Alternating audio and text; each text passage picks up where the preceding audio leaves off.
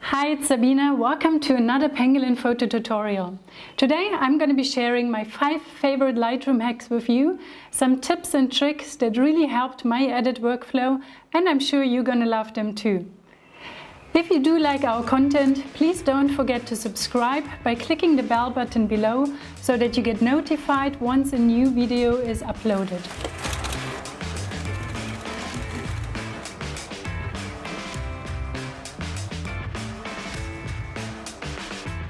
Alright, let's get started. Lightroom Classic is the version that I'm going to be referring to in this tutorial, and it is an application with tons of great features that lots of people simply don't know about. So in this tutorial, I'm going to show you my favorite features that I tend to use all the time.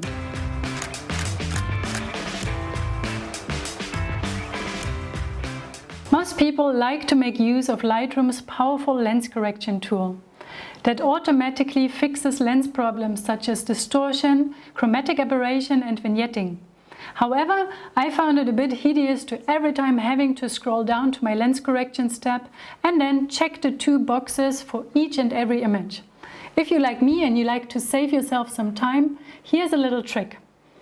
You can actually create yourself a preset that will apply the lens correction to each and every image on import into Lightroom, so you never have to worry about the lens corrections tab again. Now, to create the preset, select any RAW file in your library that is not edited yet and go to the develop mode. Go to the lens corrections tab and tick the boxes remove chromatic aberration and enable profile correction. Now head over to the left where you find the preset tab and click on the plus icon to create a new preset. Let's name it lens correction and make sure in the dialog box that you check none besides the lens corrections features. Click create and the preset is now saved under your user presets. Now next time you import images into Lightroom, all you need to do is apply the lens correction preset that you find under Apply During Import User Presets, and all your images are being corrected automatically.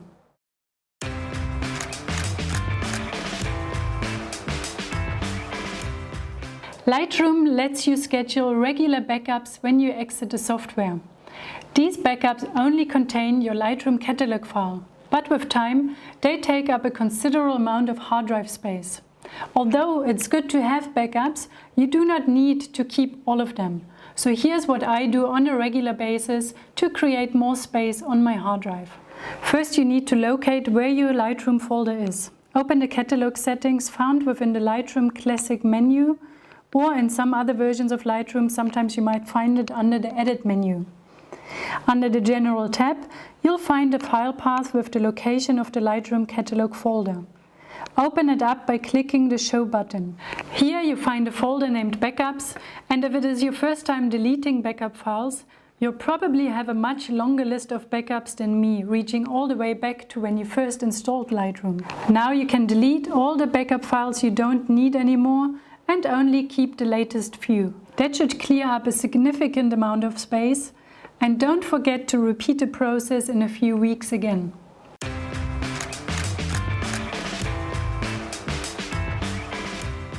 One of the most powerful but not so obvious features in Lightroom is holding the Alt or Option key while dragging on a slider in the develop mode. This gives you a visual feedback of how and where the adjustments you make is affecting your image. Let me show you.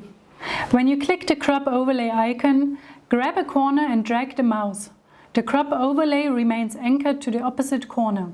But what if you wanted to crop the image to the center? You would have to crop first and then move the selection around to get your subject in the middle.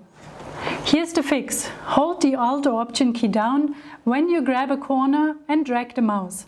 Lightroom now keeps the crop overlay centered. The next really useful feature, and one that I use all the time holding the Alt or Option key, lies within the adjustment brush. If you hold it while using the brush, Lightroom automatically switches to the eraser.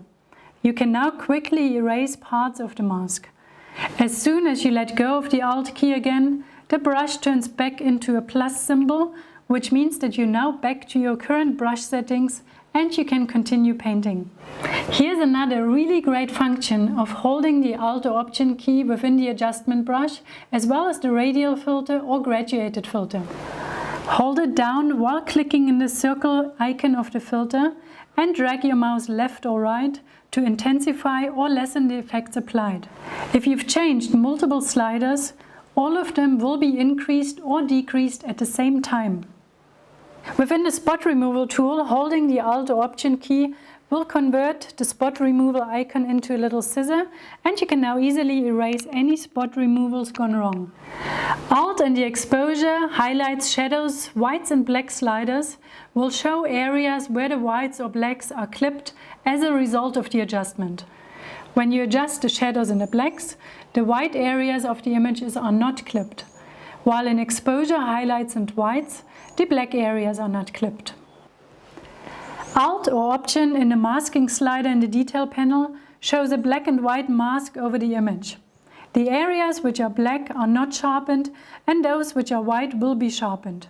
A really great tool for only selecting your main subject for sharpening. The Alt or Option key is also super useful in the split toning tool. Holding it down while dragging the U slider under either highlights or shadows to reveal the effect with saturation set to 100. A great way to see which color you have selected to add to your highlights and shadows. Here you can see the black and white image without the split toning, and here it is with the color tones applied to the highlights and shadows for a sepia effect.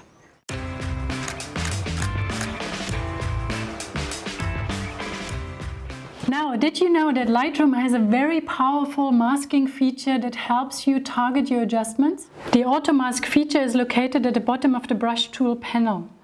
Once enabled, the brush will automatically select and mask specific areas based on the precise point or points of where we click on the image. Let's say I want to make some adjustments to the sky in this image without affecting the trees, grass or the zebra. I'm selecting a new adjustment brush.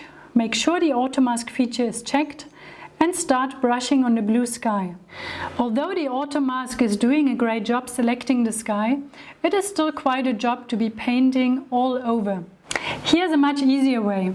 Head over to your navigator panel on the left and reduce the preview size to 1:16. Now head back to the brush and increase the brush size to cover the entire image. Also lower the feather to roughly only 5 and click once again on the blue sky in the image multiple times if needed to select the entire sky. You can see now with only a few clicks the sky has been masked, and I can now do whatever adjustments I like. I can take my exposure way down or all the way up, adjust saturation or whatever I feel like doing. Let's try and select the background once again using the same method. See how the lioness is being selected as well? Now why is that? Well, because the areas I've clicked on the background to sample the color is simply too similar to the colors of the lioness itself. Not to worry, there is an easy fix. As you've learned before, holding down the Alt key while in the adjustment brush, you now switch automatically to the eraser and can simply brush out the lioness so that only the background is being selected. Now I can darken the grass around the lioness to make her pop a bit more, and there you go, before and after.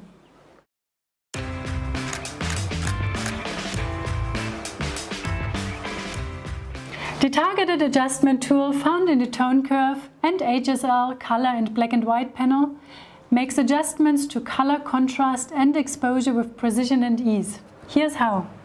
In the top left of the tone curve window, you'll notice a little dot. When you click it, you've activated the targeted adjustment tool. Now simply click on the tone you want to edit in your image and drag the mouse up or down to brighten or darken. You can now see the curve adjusting up or down depending on how you drag the mouse. Let's say instead of modifying the tone curve, you want to modify the colors, adjusting the saturation to make them look more vibrant. Click on the HSL color panel and select the Hue, Saturation and Luminance tab. Once you select your targeted adjustment tool, click and drag on the color in your image that you want to be more or less saturated. Modify other color values by clicking different headings in the HSL menu. You, for instance, will allow you to click and drag a color to change how that color appears, making it more yellow or red, for example. Luminance will adjust the brightness of a tone, but instead of making the selection based on highlight, shadow or midtone values, the targeted adjustment tool will select based on color and make all yellows in a scene, for instance, brighter or darker. The targeted adjustment tool is also immensely useful for black and white images. Under the black and white panel, activate the targeted adjustment tool and you can now adjust the black and white mix, altering, for instance, whether red tones from the original image are translated into highlights, midtones or shadows, creating a unique black and white look. There you have it. That is my 5 favorite Lightroom hacks. I hope yours too now. If you do have any other tips or tricks, I would love if you share them in the comments below. Thank you so much for watching and see you in the next episode. Bye bye!